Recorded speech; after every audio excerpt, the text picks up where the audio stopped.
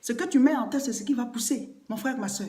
Tu ne peux pas mettre du maïs en terre et être surpris de ce que c'est le maïs qui a poussé. Tu ne peux pas mettre des arachides en terre et tu dis, pourquoi j'ai un champ d'arachides? Mais parce que tu as planté de l'arachide. C'est ce que tu plantes qui te revient. Donc, si nous tenons compte de cette loi, c'est facile, ce sera simple pour pouvoir obtenir certaines choses.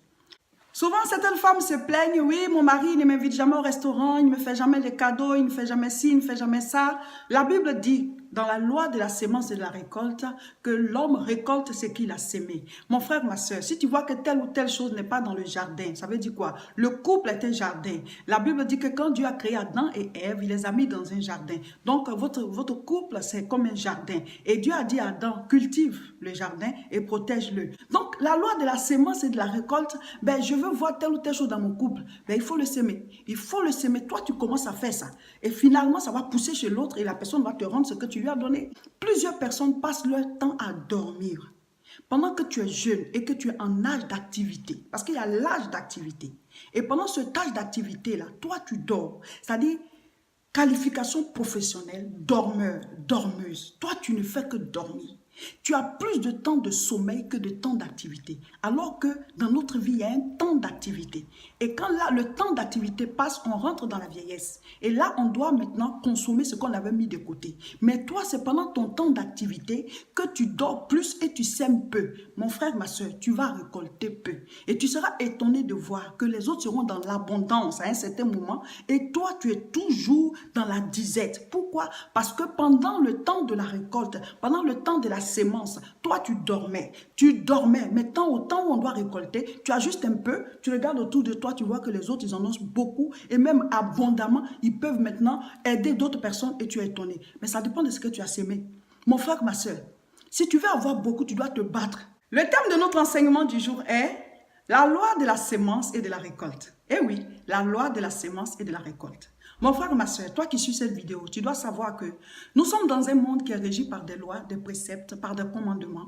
Et ces commandements, ces lois, ces principes, ces préceptes se trouvent dans la parole de Dieu.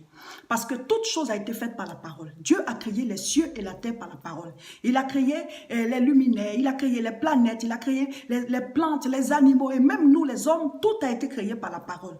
Donc si tu veux savoir comment les choses fonctionnent, lis la parole de Dieu, lis la Bible. Chaque verset biblique est un principe qui régit le monde. La Bible dit, dans Galates chapitre 6 au verset 7, « Ne vous y trompez pas, on ne se moque pas de Dieu. Ce qu'un homme aura sémé, il le moissonnera aussi. Si tu sèmes le bien, tu moissonneras le bien. Si tu sèmes le mal, tu moissonneras le mal. » Donc nous devons faire attention à ce que nous sémons. La sémence peut être physique, comme elle peut être en parole, comme elle peut être en acte. Tout ce qui sort de nous, qui va vers les autres, ce sont des sémences. Donc, tu dois faire attention à ce que tu sèmes, tu dois faire attention aux paroles que tu dis, tu dois faire attention aux actes que tu poses, parce que ça va te revenir.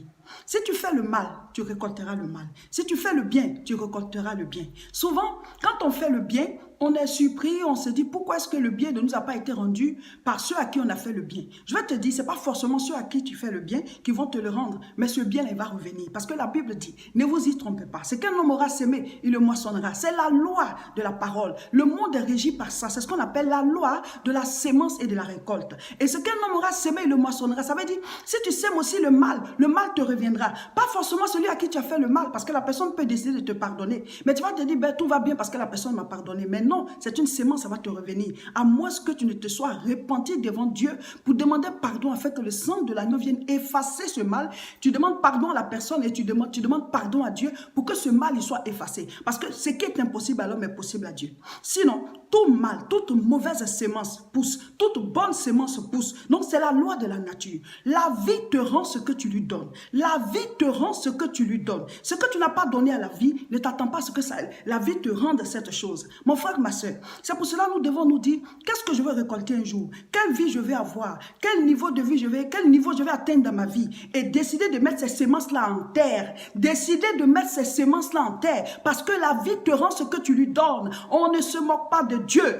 Un homme moissonne ce qu'il a sémé. Matthieu chapitre 7 au verset 12. La Bible nous dit, tout ce que vous voulez que les hommes fassent pour vous, faites-le de même pour eux. Car c'est la loi et les prophètes. Ça veut dire quoi?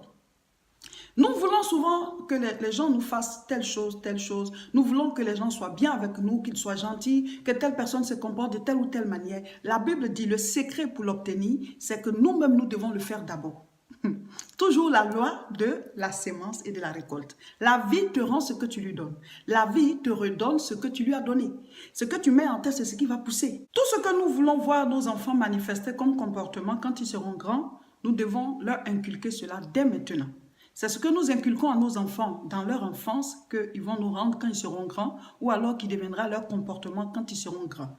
Donc, ce que tu veux voir dans la vie de ton enfant adulte, sème cela déjà quand il est enfant. Si tu veux que ton enfant soit quelqu'un qui arrive à s'excuser devant certaines situations, toi-même en tant qu'adulte, en tant que le père ou la mère, si tu fais quelque chose qui n'est pas bon, tu dois être capable de t'excuser.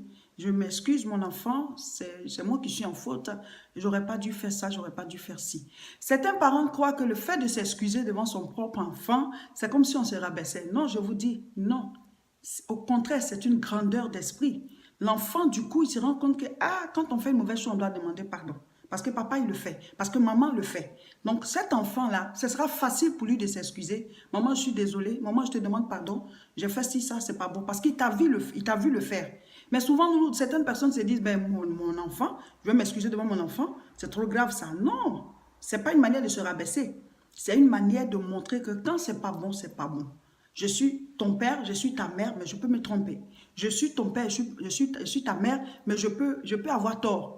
Donc, je m'excuse. Et c'est une grandeur d'esprit. L'enfant va comprendre et tu es en train de lui inculquer cela. Donc, quel que soit tout ce que nous voulons voir dans la vie de nos enfants, c'est pendant qu'ils sont tout petits ou alors encore adolescents chez nous à la maison que nous devons leur inculquer ces choses. Souvent, nous voulons que nos enfants fassent de telle ou telle manière. Je vais vous dire, vous qui avez encore des enfants en bas âge ou alors même qui sont déjà grands, mais vous voulez souvent que vos enfants ils soient attentionnés avec vous. Vous voulez que quand vous serez vieux, vos enfants ils soient souvent présents, qu'ils puissent aimer votre présence et tout, qu'ils puissent passer du temps avec vous. Mais vous devez s'aimer cela quand ils sont enfants. Est-ce que cet enfant-là, tu passes du temps avec lui? Est-ce que vous êtes amis pendant qu'il était déjà enfant? Pour que quand il sera grand, il puisse te le rendre. C'est cela. L'amitié que nous sémons dans la vie de nos enfants, ils vont nous la rendre quand ils seront grands. Parce que c'est la loi de la sémence et de la récolte. Donc tout ce que vous voulez obtenir des autres, vous devez savoir que vous d'abord, vous devez le mettre en terre. Tout ce que tu veux voir, tout ce que tu veux voir autour de toi, tu dois d'abord le mettre en terre pour que ça puisse pousser. Certaines personnes obtiennent toujours des faveurs partout où elles vont, les portes sont toujours ouvertes, les gens sont toujours gentils avec eux, les gens sont toujours polis avec eux, on leur ouvre toutes les portes presque. Ça dépend de leur comportement. Parce que la Bible dit, ne vous y trompez pas, ce qu'un homme aura sémé, il le moissonnera. Si vous avez un comportement très difficile envers les autres, vous allez récolter cela. Mais si vous êtes quelqu'un de gentil, d'ouvert, qui est toujours prêt à aider, toujours souriant, qui parle poliment aux autres, ben vous allez récolter la même chose. Imaginez un seul instant, vous montez dans un taxi et dès que vous rentrez dans le taxi, ben vous avez une certaine manière de parler au monsieur, au conducteur. Vous dites, ah oui monsieur, je vais à tel endroit, vous avez une manière de faire. Du coup, la personne, ben vous avez appuyé le mauvais bouton. La personne va vous rendre la manière dont vous lui avez parlé. Et donc, vous ne serez pas à l'aise dans ce taxi parce que vous allez récolter ce que vous avez sémé quand vous êtes monté. Partout, quel que soit là où vous allez. Mais souvent, il y a des personnes qui, de manière naturelle, ne sont pas très accueillantes. Donc, même si vous êtes gentil, la personne peut toujours manifester un mauvais comportement.